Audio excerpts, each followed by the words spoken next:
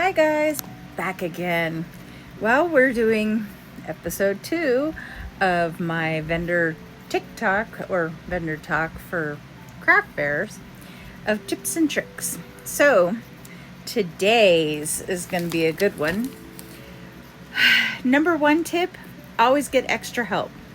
Even if you only have 2 extra helpers, it makes a world of difference. But at bare minimum, you need to at least have 1 extra person because 1, the booth can get busy really super fast. 2, there's been times that, somebody will ask you a question or be standing there waiting around while you're talking to someone else. But the main thing is, I have to go to the bathroom, because you'd be surprised you being there all day and drinking water because 1, you need to keep your voice, because otherwise you will lose your voice by the end of your craft fair. Or just be able to, skip out for a half second so you can check the other booths and your other competition and maybe pick up something for yourself and network. Or even grab something to eat if the line at the food vendor is actually not so bad or looks like it's reasonable. So, number 2, bring a project. I don't know how many times I've seen this. The other vendors, they will not bring a project or something small that they can work on that's easy, quick, or it's just not too much, but something that they can do while there is lulls. And believe me, there will be moments, especially around lunchtime, it seems like your booth is not as busy because people are either getting something to eat or they go to a restaurant. There is always going to be a lull somewhere in your craft fair. But it's nice also that if you're working on something while you have customers, you're not overly pestering them of, can I help you? I mean, yes, be nice and use can I help you? Let me know if you need if you have any questions or you need anything answered. Do the normal. But definitely bring something to work on during the slow periods, because I have noticed that when somebody sees somebody creating the art in person, they get more interested in wanting to buy or purchase something from you because they see it's being made, handmade and handcrafted right then and there. So it does help with sales. It does. 3rd tip.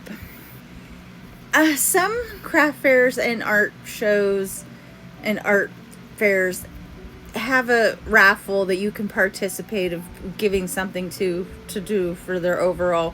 That's a part of your whole thing of you're doing the craft fair at that thing. But I always have, if I can, have a raffle drawing at my booth, because sometimes at the end of the night, somebody may have only $1 or $2, not enough to really buy something, but I always have a piece that I always put up for raffle at my own booth. It also brings up to the, hey, you may have a chance to win this beautiful wire weave necklace or one of my fabulous wands. So that's why, or one of my fabulous hair sticks. That's why it's good marketing. On top of that, it also catches a few dollars here and there because, people like to try their luck. Number 4, always create a checkoff list of everything you need to pack for the craft fair, because you do not realize, being so frazzled trying to get ready for the next fair, that you will forget something. That's why I have a dedicated list that I always use, that's a PDF that has like pretty much everything all bracketed out so you can actually remember, okay, I need to bring the tape, I need to bring extra plastic so I can cover my booths just in case it rains. These are all things that it's just smart to have a list that you can check off as you're loading stuff up into the car, or even loading it in a section, getting ready in the garage to go out in the morning the day of your craft fair. Number 5, always keep a copy of your fire rating for your canopy tent and pictures of your weights and how much the thing is. A lot of the higher end art shows and craft fairs require you to have proof that your tent and canopy tent is fire rated, and have your insurances showing that you are carrying insurance and etc. So it's just smart to always keep a copy of it with all of your documentation, including like, the one for your documentation of you booking that craft fair and the confirmation of where your booth space is that you've rented. Just smart, because you'd be surprised how many people, like, there is a fire marshal that will literally just say nope, and you've just lost your booth money, all because you forgot to have your fire rating and your info regarding your tent. So that's an important one. So here comes today's bonus tip.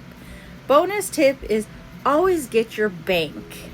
And when I say bank, if you're going to carry cash and do cash, get your breakdown of your bank.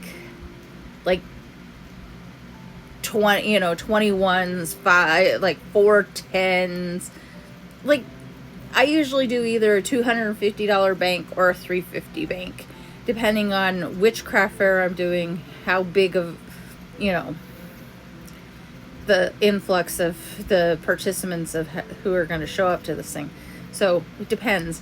But always get your bank about 2 or 3 days ahead of time and stick it in your lockbox so it's ready to go. Because you'd be surprised how many of these craft fairs I've seen vendors who didn't even bother to remember to get any cash.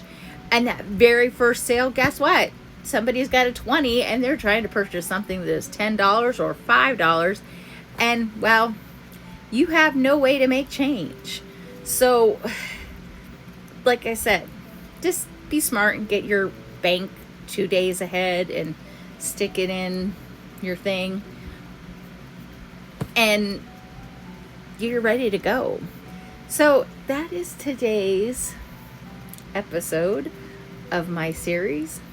I hope you guys are enjoying this and hope these tips help, because I know when I first did my first one, I was clueless on what I needed to do. And I don't think I would ever want to go back to being that clueless. I would rather have my list and knowing exactly what I need. And yeah, it makes more sense. Why would you want to? You're already going to be frazzled enough with trying to make sure you got enough product to go. You're going to be frazzled enough to make sure you get it all in the car and get there and then unpack it and get it all set up. It's just, make it easy on yourself so you do not stress out. Because I can tell you right now, stressing out doesn't bring good sales. Being prepared and confident and ready, and it will attract more funds for you. So on that note, I hope you guys are having a good weekend, and I'm going to continue tomorrow with another one of these good ones. Bye.